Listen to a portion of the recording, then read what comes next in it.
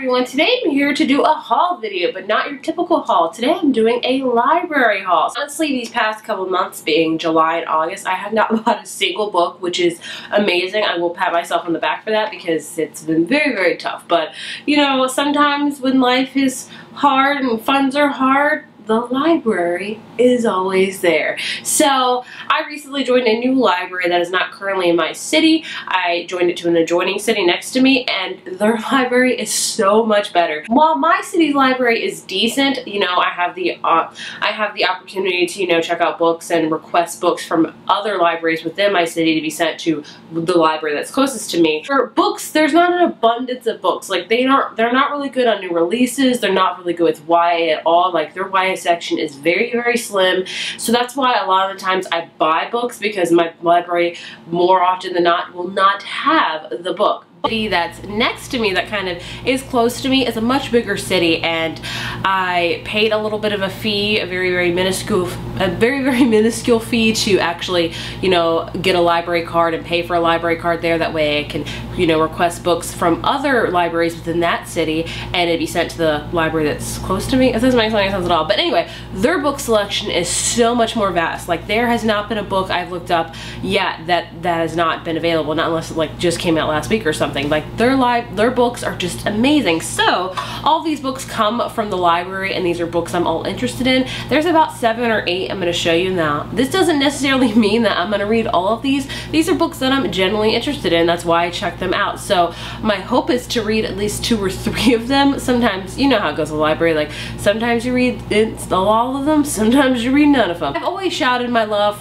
for the library, you know, off the rooftops. I think they're amazing. I think they're very quintessential, honestly, and I think a lot of people don't even use them. A lot of people take them for granted. I highly recommend you use your library, especially, you know, if you're a booktuber and you're like, I don't have any money to buy books. I'm there with you right now. The library is a great resource, you know.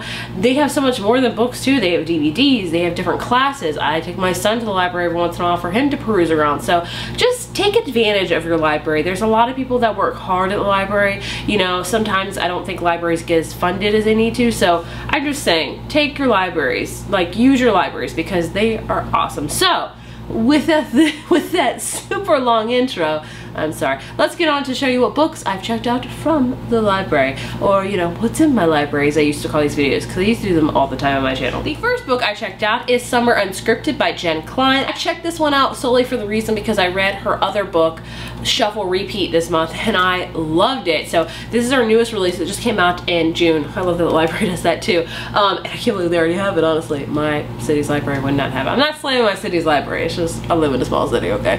This is all about a girl named Rainy, I want to say. She doesn't have a passion like a lot of her friends do. Like a lot of her friends know what they're going to do in college, what they want to be in life. They have a passion, the thing that drives them. She does not. She kind of just floats to subject, kind of, you know, things that interest her. And then she hears a guy speak at her graduation ceremony named Tucker, and she decides that Tucker is going to be her passion. And so she decides to kind of enroll in his classes or something of that nature. And then she meets another guy within that, so she's like, oh, I'm kind of torn. So it's got that love triangle kind of vibe to it. I don't know if this is actually about it, but I mean, it clearly shows. Let's turn it upside down. A love triangle going on. So sometimes I don't like love triangles, sometimes I do. Either way, I really want to read this one because I like Shuffle Repeat so much. So I'm hoping to read this. You know, I will read this. I'm probably going to start this as soon as I finish the book I'm currently reading. I just really enjoyed her other book. The next two books I checked out are actually from the same author, because I'm really getting into doing my author specific videos. I've done a few of them. I've done Sophie Kinsella, I've done Sarah Dessen, I've just recently done Casey West. I want to do more of them, but sometimes I have learned that I've read the majority of the author's books, but not all of them. So, I checked out 2 books from Fredrik Backman. I hopefully pronounced that right. He is a Swedish author. I read his book A Man Called Uva a few years ago. I loved it. I just recently read Britt Marie Was Here. I liked that one. I won't say I loved it as much as A Man Called Uva, but there are 3 books of his that I still have yet to read, so I checked out 2 of them from the library because I own one of them. The first one is a very, very short one and very, very doable, and that is And Every Morning the Way Home Gets Longer and Longer. It's like a little, almost a novella, honestly. It's only 76 pages. This one is gonna take me a minute to read, not because of the length, because it's only 76 pages, because of the content. It's about Grandpa and Noah, and they're sitting on a bench. Quintessentially, takes place during this whole, you know, them sitting on the bench. I think it's each morning. And you know, Grandpa is telling Noah about his life and his love for his grandma that he's lost, and you can see that he's kind of losing his memory. So this book is all about kind of watching him kind of slowly fade with the memories that he has and trying to hold on to them, as also, you know, like really hashing into the relationship with his grandson Noah. And the reason it hits home for me is because I have a son named Noah, and he has 2 grandpas in his life. My dad, of course, but he's not super close to my dad because we have kind of a rocky relationship, but he's pretty close to my my husband's dad, and he's quite older, so it just makes me think of, you know, my father-in-law and my son, and it just makes me want to cry, honestly. Like, I don't know, it's because the boy's name's Noah and my son's name's Noah. But either way, I'm sure I'm gonna love this book, and it's gonna make me cry because I'm already almost crying just thinking about reading it. So yeah, I'm glad it's only 76 pages, because if it's any longer, it's gonna be sob fest 2017 up in here. The other one I checked out from Frederick Bachman is Beartown, and this one is his newest release. This one came out in April. This is all about a place called Beartown, and it's very desolate. It's kind of like in the middle of the woods, and the woods are kind of slowly encroaching on this town, and the only thing that this town has going for them is this huge ice rink in the middle of it, and they have this junior hockey team that's doing really, really good, and they're going to make it to the nationals, and it's kind of all about that. I think a lot of people will perceive this book as a hockey book. It's definitely not. A lot of his books kind of have that kind of have a sports thing in it. Britt Marie Was Here had kind of a little emphasis on soccer, but it wasn't all about that. This is mainly, I think, going to be about the town and the people that reside in it, and I do know that there are some triggering things in here, such as rape, I believe, so I don't know if that's spoiling you. I've just heard it myself, so I just want to put that out there before you decide to check it out. I do know, because I listened to the sample of the audiobook, that the first page says, "Late one evening toward the end of March, a teenager picked up a double-barreled shotgun, walked into the forest, put the gun to someone else's forehead, and pulled the trigger. This is the story of how we got there." So this seems like it's going to be a very intense novel, much more intense than his other 2 books that I've read. Frederick Bachman kind of has like a lighter, like he writes about heavy things, but he kind of puts a lighter spin on them. And I think this one, what I've heard a lot of people say, is it's a very, very dark, intense book. So I'm interested to read it. I've heard amazing things about it, and I really do enjoy his books, so I need to read these 2, as well as My Grandmother Asked You to Tell Me I'm Sorry, and then I can film my author-specific Frederick Bachman. The next book I got is a YA book, and it is I See London, I See France by Sarah Mildanowski. Sorry, this one also came out recently in July. I'm surprised my library has these.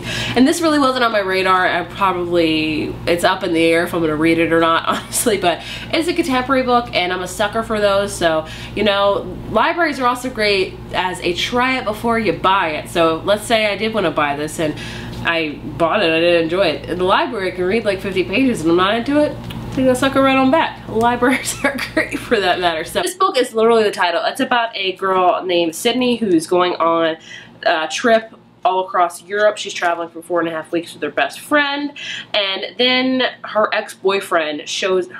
cheating ex-boyfriend shows up at the flight to London, and she ends up falling for the ex-boyfriend's cute best friend. So that's what this book's all about. I've heard mediocre things about it, honestly.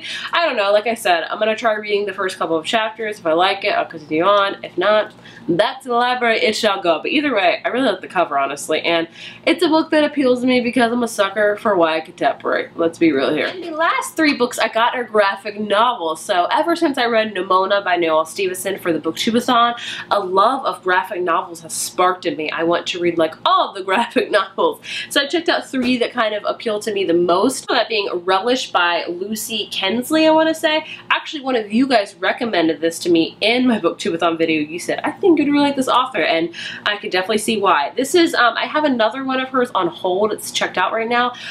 But this is like almost like, it's a graphic novel, also almost like autobiography as well, because Lucy Kensley herself is a daughter of like a foodie and a chef. So this is literally her story about food in her life, of how it's progressed, of how she's grown up with food, how her relationship to food is. So it's kind of different from most graphic novels. Like, I've never seen graphic novels like written like this before.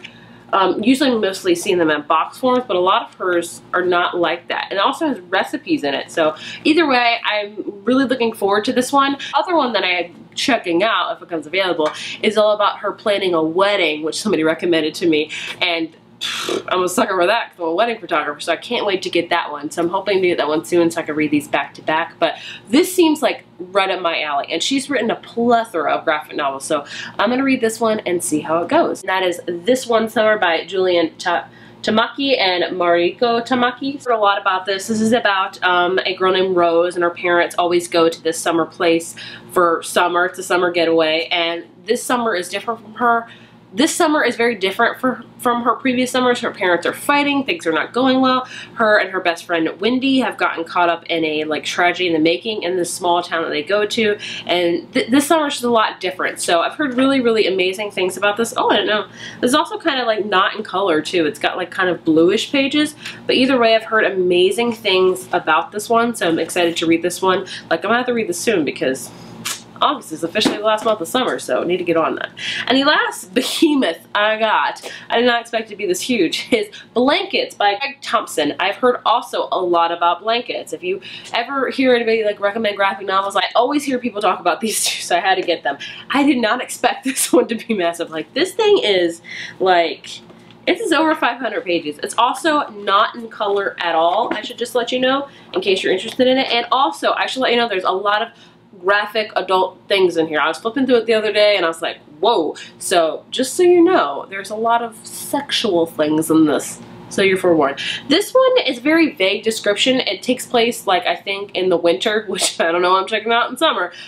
In Wisconsin, I say. It's about two brothers that are kind of growing up, finding their relationship, finding their religion, and things of that nature. But either way, I've heard nothing but good things about this book, so I'm excited to read these 3 graphic novels. I'm hoping to get probably to these 2, I think. This one I might have to save for literally winter because it's about winter. Either way, that was my library haul. I hope you guys enjoyed, and if you like seeing these videos, I'll be sure to do more of them because, like I said, I love the library, and I'm really trying to be a little bit better about buying books. I find myself some months I'm really good about it, some months I kind of slip. Next month obviously is going to be a cascade of new books because there's so many new releases that I honestly have to buy, so I've also been kind of saving money for that because girls gotta save some money because bills.